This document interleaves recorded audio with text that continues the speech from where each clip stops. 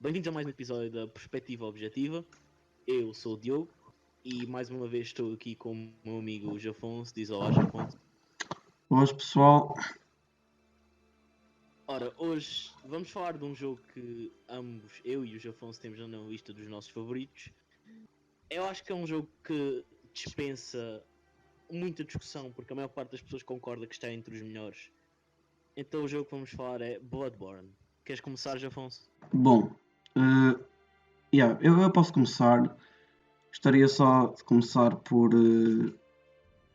apontar brevemente só umas coisas, uns pontos negativos. Não são cenas que me incomodam muito, mas como a lista é pequena, queria só começar por falar disso.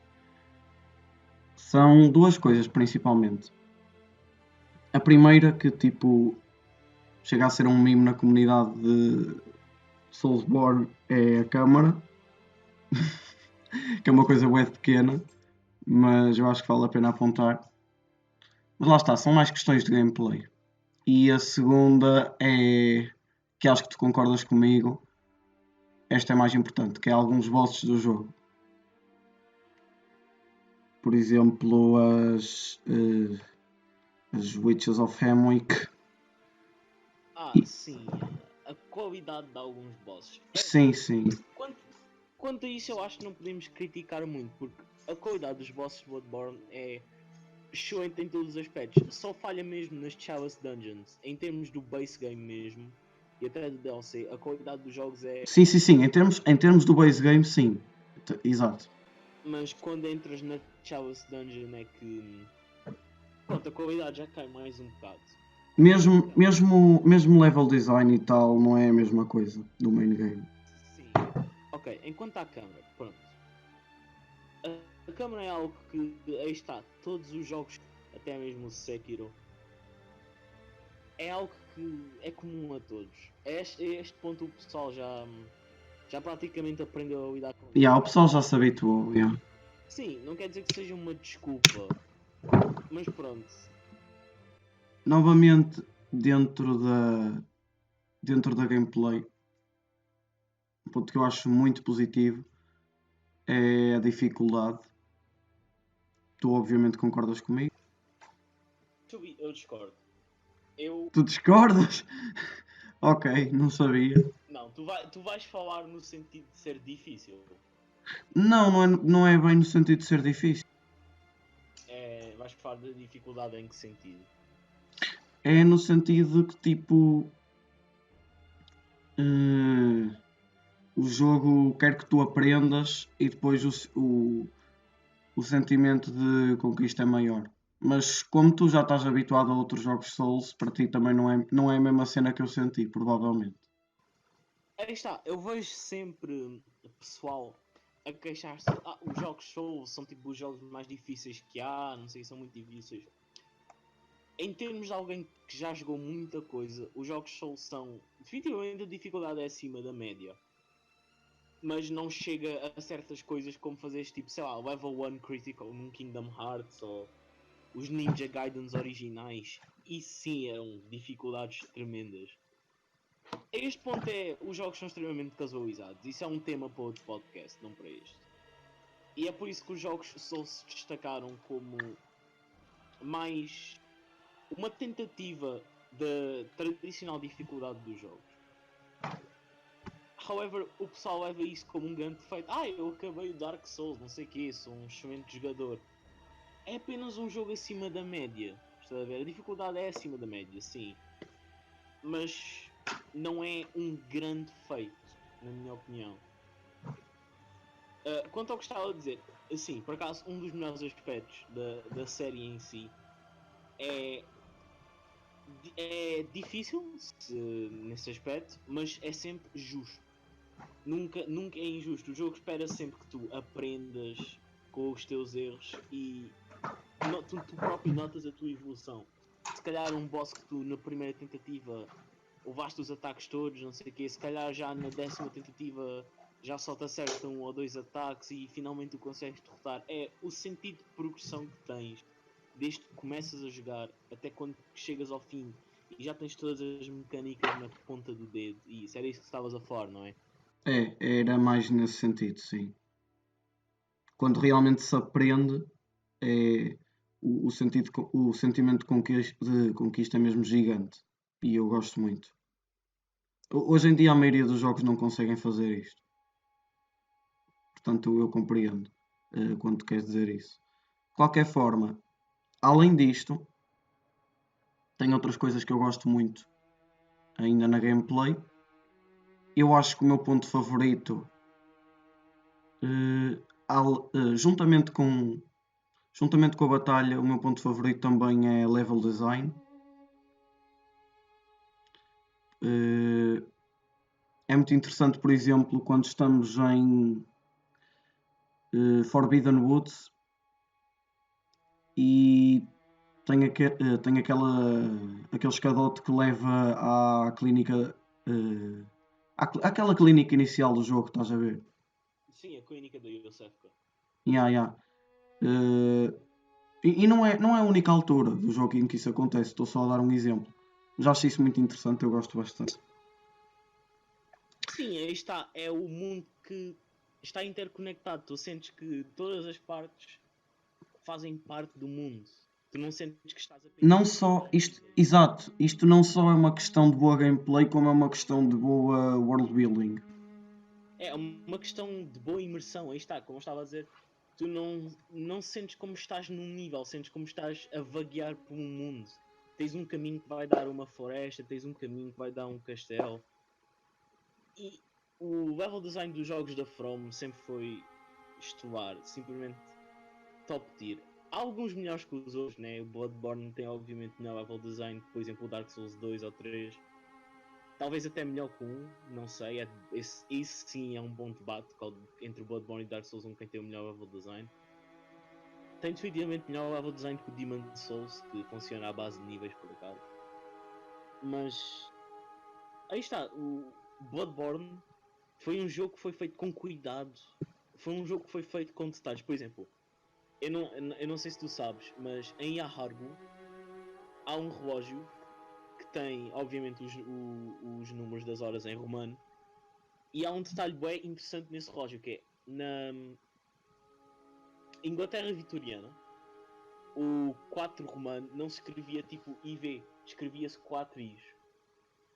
E o relógio em Yahargu, como obviamente o Bloodborne é baseado na Inglaterra vitoriana, o relógio em Yahargu tem esses 4 Is em vez do IV, que é o tradicional 4 romano. São esses tipos de detalhes que. Por acaso não sabia. É um daqueles detalhes um pouco mais obscuros. São esses detalhes que levam. Que notas que o jogo foi feito com cuidado, com amor e com carinho e que foi tudo muito bem pensado, especialmente a história. Se não me engano, há uma ou duas áreas do jogo em que dá para ver também de onde dá para ver o Kanehurst Castle. Que tipo é uma área desconectada, mas no entanto mesmo essa dá para ver noutros sítios. Por exemplo, nos Nightmares também, os Nightmares na realidade estão todos interligados. Ou seja, tu, por exemplo, se tu fores ao Nightmare Frontier, consegues ver o Nightmare do DLC. Se fores ao Nightmare of Mantis, consegues ver o Nightmare Frontier. Se tu fores ao Nightmare do DLC, consegues ver o Yarnam. É simplesmente fantástico. O level design e o world design também. Se é o level design, também tens o world design. Foi soberbo. Soberbo é a palavra para descrever. Agora também um tema que eu quero abordar, obviamente, um tema que eu quero abordar do Bloodborne é obviamente o próprio tema do jogo. Eu pessoalmente ainda não joguei mais nenhum Soulsborne além de Bloodborne, mas eu planeio jogar. Só que pessoalmente para mim o tema de Bloodborne atrai mais. É uma cena que me chama mais a atenção. É o estilo, meio. Já está um bocado batido dizer isto, mas o estilo meio Lovecraft que Bloodborne adotou atrai-me mais. Sim, é fantástico. Eu pessoalmente também gosto da Dark Fantasy do Dark Souls. Mas obviamente prefiro o estilo Lovecraft Bloodborne. E quanto aos temas, aí está. Enquanto que os temas do Dark Souls lidam mais com ciclos e como quebrar os ciclos e,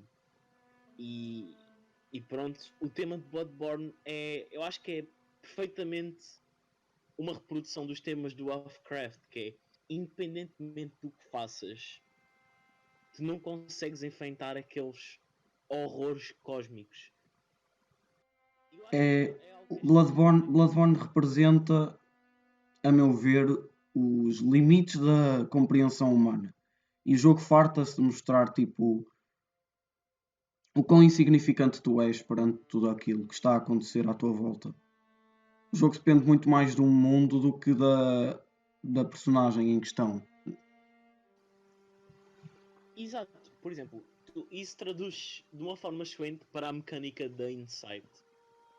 Eu acho que foi uma escolha brilhante de design, que é quanto mais insight tu tens, mais te apercebes de como realmente o mundo é. Por exemplo, quando tens um certo nível de insight, o mundo te parece normal, mas quando esse nível de insight aumenta, tu consegues ver que há lá criaturas que não estavam antes, inimigos na realidade têm outras formas.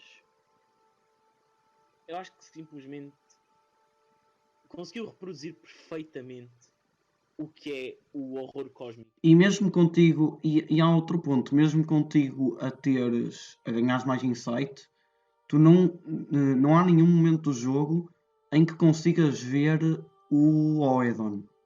É muitas vezes referido, mas tu nunca és capaz de vê-lo. Isso também foi propositado. O lore do Oedon é que ele, mesmo na categoria dos horrores cósmicos, conseguiu transcender. Ele é quase como se tivesse tipo dimensões acima. Sim, os horrores cósmicos, sim, são ditos como acima de nós. Mas o próprio Oedon transcendeu esses horrores. Portanto, é quase como se fosse...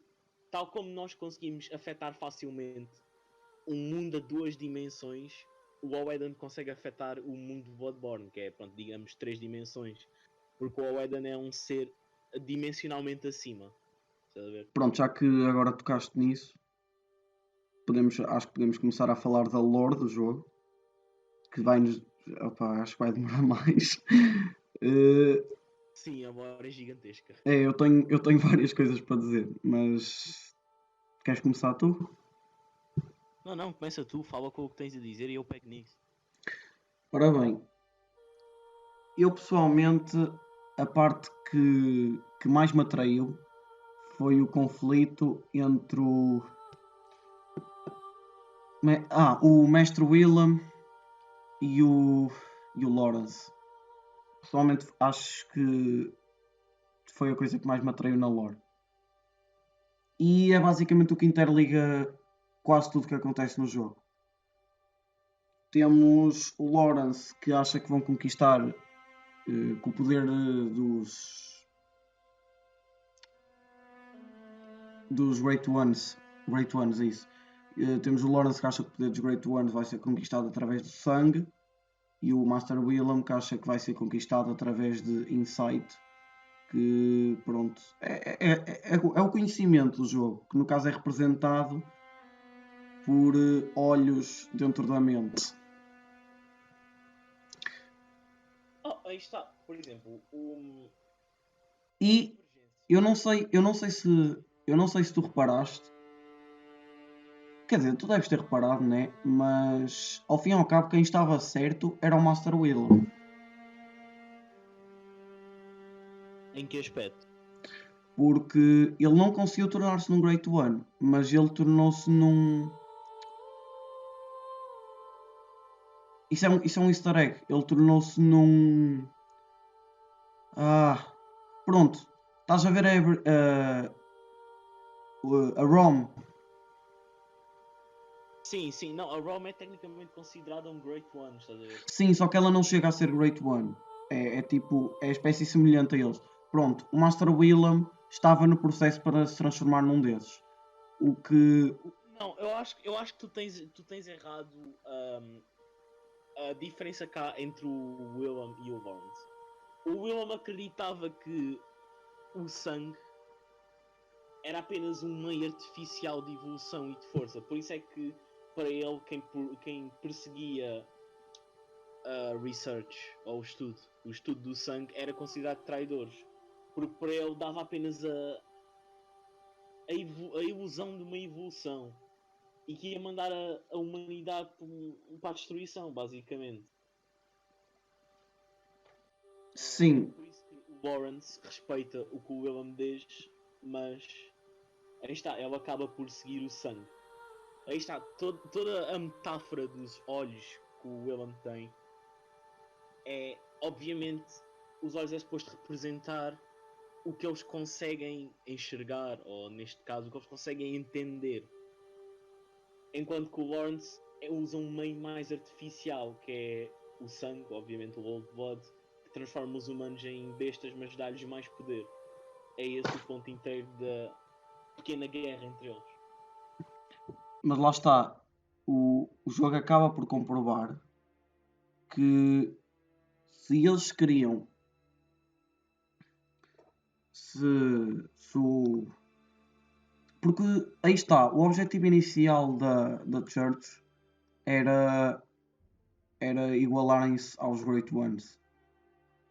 E o próprio jogo chega a um ponto em que diz. Diz? Para curar. Sim, a Church inicialmente usava o sangue para curar. Só que não era bem para curar. Era o Healing Blood e essas coisas. Sim, mas o objetivo deles, a partir de um certo ponto, é conseguirem entender o poder deles e alcançarem. Aí está, o próprio Master Willem, ele queria transcender os limites dos humanos. E é o que eu te estou a dizer, a meu ver, é o que eu te estou a dizer, a meu ver ele conseguiu. Mas eu ia-te basicamente porque é que eu te estou a dizer isto? Por causa de um easter egg do jogo. Isso não é um easter egg, é cut content. Cut content. Não. Eu ia falar mesmo de um easter egg do jogo. Qual easter egg? Basicamente, eu não sei se tu te lembras disto, mas não os Great Ones, mas os. Vamos-lhes. Não os Great Ones, mas os semelhantes, vou-lhes chamar assim. Tipo a Rome assim. Eles chamam-se Kin, by the way. Eles chamam-se apenas Kin. É? Ok, então o Skin, como a Rom, eu não sei se tu te lembras disto, mas o sangue que eles têm na cabeça é branco. Sim, aí está. O sangue dos Great Ones em si é branco, estás a ver? O sangue do Master Willem também é branco. No ponto em que tu encontras o Master Willem, o sangue dele é branco. Não, isso aí está. Isso é um resultado das experiências. O Master Willem obviamente ainda não ascendeu. Tu notas, por exemplo, se tu olhas para as costas dele, tu notas que ele tem tipo uma espécie de fungos ou corais a crescer dentro dele. Sim. Tornou-se um Kin, sim, mas ele ainda. Um Kin não é a mesma coisa que um Great One. Exato, não é a mesma coisa. Eu sei. Era. Se eu não me engano, a Rom é mesmo considerado um Great One, mas tipo um Great One tipo infant ainda. Ainda não ascendeu totalmente aos níveis do Great One. Acho que não chega a ser considerado como Kin, mas posso estar enganado nisso. Não, porque eu acho que é considerado Kin porque a ROM também foi criada artificialmente, se não me engano. É sim. Não, tens razão. Rom é um Kin mesmo. Foste ver agora. É assim, de acordo com o lore, o Cos, ou a Cos, como quiseres chamar, garantiu-lhe mesmo que se ia tornar um Great One. She was granted being a Great One by Cos. Mas ao mesmo tempo é um Kin. É um pouco os dois, estás a ver? Estou a entender. É um pouco os dois. A ROM é o vosso favorito do criador do jogo. Opa, não é um mau boss. Opa, ele numa entrevista qualquer disse que a achava fofinho. Pronto, o Miyazaki lá sabe das coisas dele, não é? Anyways, E quanto a ti, qual é a parte da lore que mais te atraiu? A parte da lore que mais me atraiu. Eu pessoalmente gosto da. Epá, pessoalmente gosto daquela parte do Gurman estar preso no sonho, a obsessão que ele tinha com a Maria e os Old Hunters todos. Estás a ver? Eu gosto dessa parte. Gosto das conexões todas com a Flora of the Moon, que é a Moon Presence. Essa, na minha opinião, é a minha parte favorita do arco. Claro que tens a divergência entre Byrgenwerth e a Healing Church. Também é uma excelente parte do lore. Também tens como eles descobriram o sangue, que era com os Pthumerians. Ai, ai, ai, sim. Tens a Yharnam, que estava grávida do Murgo. Mas, na minha opinião, a melhor parte mesmo é o Gurman, a opção com a Maria, os Old Hunters, a Moon Presence, essas coisas todas. E isso inclui também o Hunter's Dream. Sim, o Hunter's Dream faz parte disto. Yeah, basicamente. Opa, eu pessoalmente. eu pessoalmente sou aquele gajo que se fazia o bué quando no fim do jogo o Garman se levanta da cadeira. Opa, aí está, se tu olhas bem para a cutscene, tu notas que até as roupas dele mudam. Ya, ya, ya. Eu sei. Aí está, tu podes interpretar isso como o poder dado pela Moon Presence, estás a ver? Uhum. Também há teorias que falam que a Moon Presence na realidade é o herói de Bloodborne e todas essas coisas. Há muita coisa que tu podes falar em relação ao lore, mas aí está. A maior parte destas coisas é apenas teorias. Tu não sabes mesmo ao certo o que é que tudo isto significa. E eu acho que isso é parte do charme do jogo, é que nós nunca poderemos realmente entender os Great Ones porque eles são para além da nossa compreensão. Eu acho que, por exemplo, os jogos Dark Souls em si costumam dar assim pequenas peças de um puzzle e deixam que o resto sejas tu a preencher. Mas acho que no Bloodborne funciona até tematicamente, porque tu se calhar consegues no máximo compreender uma pequena parte daquilo, mas não sempre o puzzle inteiro. Nós fazemos um monte de teorias e tal, mas no fundo ninguém sabe o que é que os Great Ones querem ao certo, o que é que eles pretendiam com aquilo tudo. Aí está, o ponto principal do jogo é que os Great Ones não conseguem ter filhos. Portanto, eles precisam de surrogates. Por isso é que eles infectam tipo a Yosefka, aquela prostituta que eu me esqueço o nome, a Yarnam, Agora também não me lembro do nome, por para acaso. conseguirem se reproduzir. Uhum. Aí está, o ponto inteiro é que o lore do Bloodborne eu acho que foi mesmo feito para não ser entendido, apenas podemos teorizar. É uma lore. Eu acho que tipo, é prova de que tipo, às vezes uma lore vaga funciona tão bem ou melhor do que uma lore mais direta. Sim. Anyways, agora eu também queria falar. Pessoalmente é a minha coisa favorita do jogo. Eu queria falar das boss battles, porque pronto. Sim, podemos falar agora das boss battles para terminar um pouco. Manda vir. Ora bem, Diogo, podes começar tu, na verdade. Eu já sei de qual é que vais falar, portanto. Ok, é assim, não, se tu não sabes qual é que eu vou falar. Não, Então vá, qual é que eu vou falar? eu achava que ias falar do Orphan of God. Não, ia falar do Gurman. Ah, ok, ok. Eu já falo do Orphan of God. Vamos começar pelo Gurman, porque aí está. No base game mesmo, a luta que mais me impressionou foi o Gurman, antes de sequer do DLC ter saído. Epá, é simplesmente o setting. Tu começas com. Está o Hunter's Dream a arder. Muitas pessoas interpretam o Gurman como um vilão. Já vi muitas pessoas interpretarem. Mas aí está, eu acho o contrário. Ele realmente te oferece uma saída, que é tipo, ok, já acabaste o que tinhas a fazer, queres sair daqui? E quando tu recusas, eu acho que o Gurman pensa é que tu queres continuar porque estás obcecado com a Hunt. Porque aí está, faz parte do DLC, que é os Hunters que estão blood drunk, ou seja, obcecados com a Hunt acabam por ir para os Nightmares. Ele próprio até te pergunta, tipo, what was it? The horrible dream, the nightmarish hunt? Eu não me lembro do diálogo. Era what was it? The Hunt, the Blood or the Horrible Dream? Sim, aí está. Eu acho que ele, ao oferecer-te a morte, é uma benção e não um ato de vilania.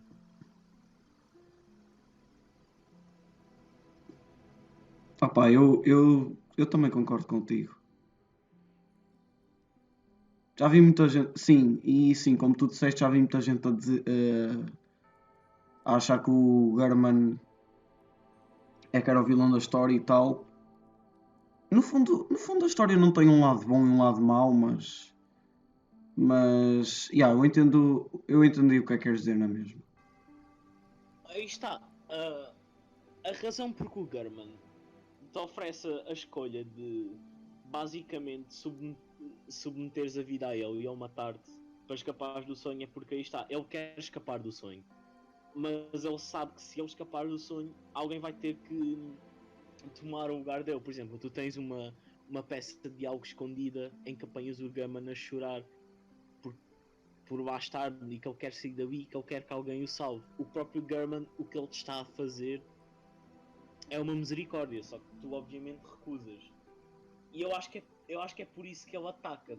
Acho que é por isso que ele te ataca, porque ele sabe que se o matares, vais tomar o lugar dele. Por isso é que ele tenta matar, estás a ver? Sim, sim. Só para concluir a tua cena da a parte do German, só uma curiosidade aqui. A animação dele quando derrotas é exatamente a mesma animação da Lady Maria. Sim, sim, eu por acaso também não tenho isso.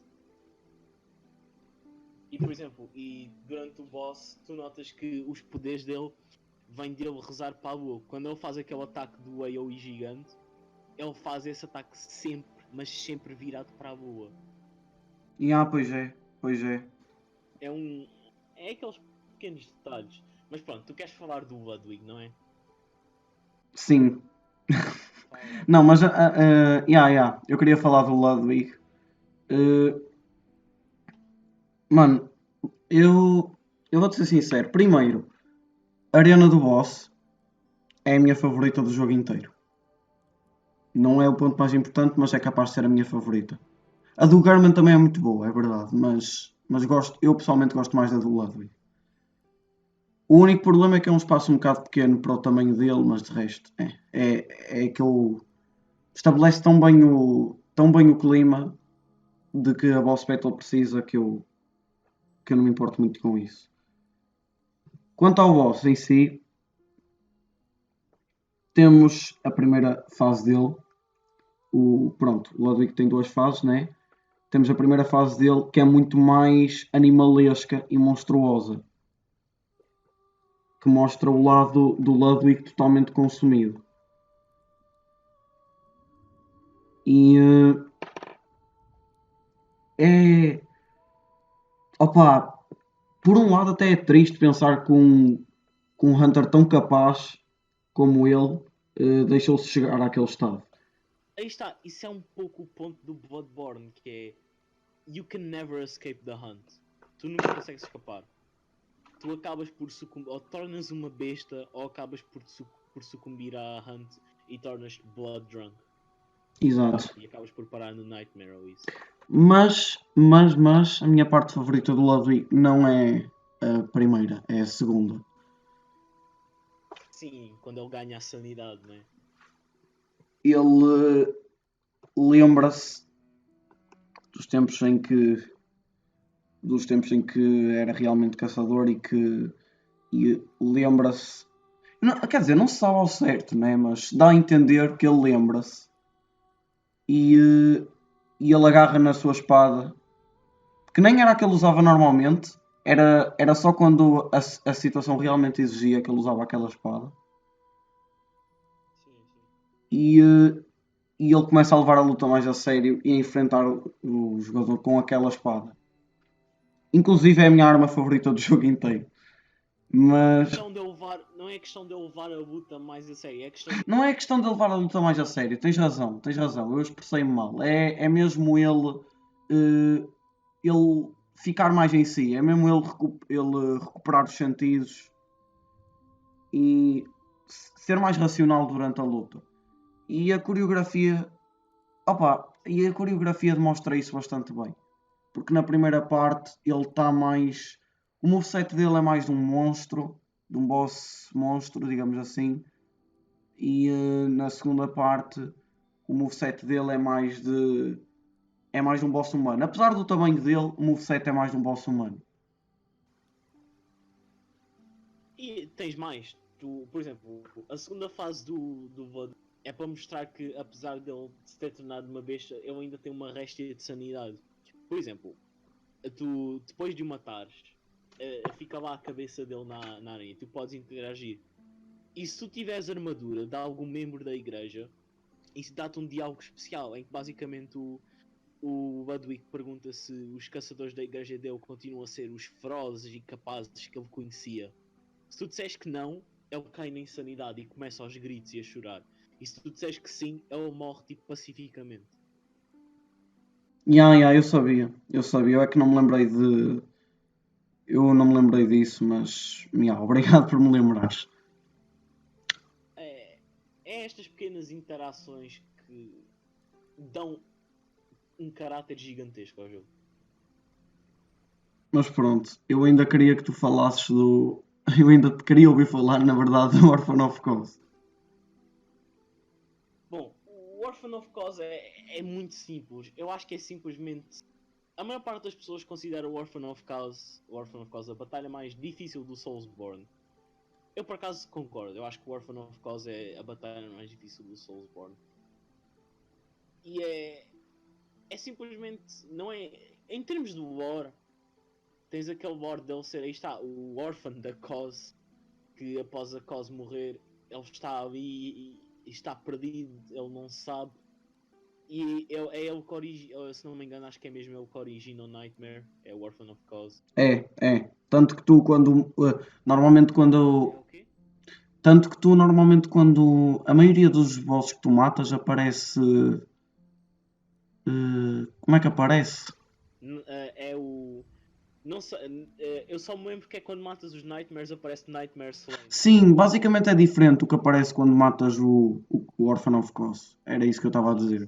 Sim. Quando tu matas essas criaturas mais importantes para os Nightmares, aparece Nightmare Slain em vez da. Na verdade não é quando tu matas o Orphan of Cause. Tu acabas a luta, aparece normal. A sombra, né? É a sombra, já. Sim, aí está. Eu acho que a sombra é tipo a verdadeira essência do Orphan of Cause. Porque aí está, os Great Ones. Aí está, são seres transcendentes. Eu acho que um corpo não significa muito para eles. Aí está, tens o boss do Orphan. Aí está, eu simplesmente adoro porque é tão agressivo. É rápido, é agressivo. Ao início, tu notas que há um pouco humano, mas também besta. É um fighting style humanoide, mas ao mesmo tempo animalesco. Aliás, ele usa a própria placenta como arma. Isso é bué da metal, sinceramente. Yeah. E a segunda fase fica ainda mais doida. Tu tens tipo as janelas de ataque são extremamente curtas, extremamente pequenas e são raras. É preciso exercer um nível de paciência decente para aquele boss. Eu acho que é dos bosses que mais testa as tuas capacidades de Bloodborne. O moveset foi. Eu por acaso, eu acho que já falei disto contigo, mas eu não tive a mesma experiência com o Orphan of Cause que a maioria das pessoas tiveram. Tanto que eu agora estou a jogar a DLC outra vez e vou fazer a luta outra vez. Mas Bom, aí está. Eu gosto do Orphan of Cause em termos de design. Porque se formos da minha luta em relação ao lore favorita, seria tipo ao Ludwig ou German. Mas aí está, em termos de puramente boss design, na minha opinião, a melhor é o Orphan of Cause.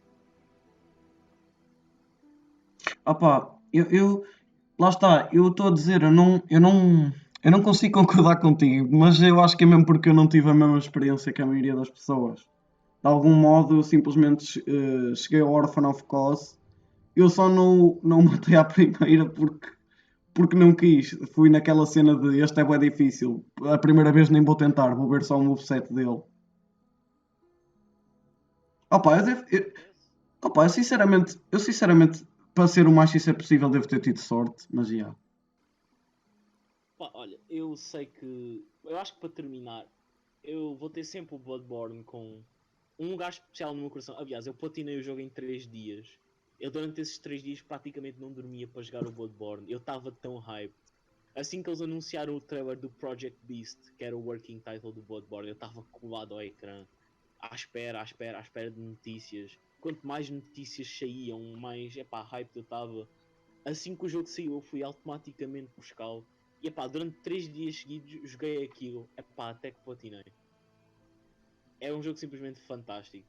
Aí está, a única crítica que eu tenho a dar é que o PVP é o pior da série. O PVP é horrível. Mas eu também.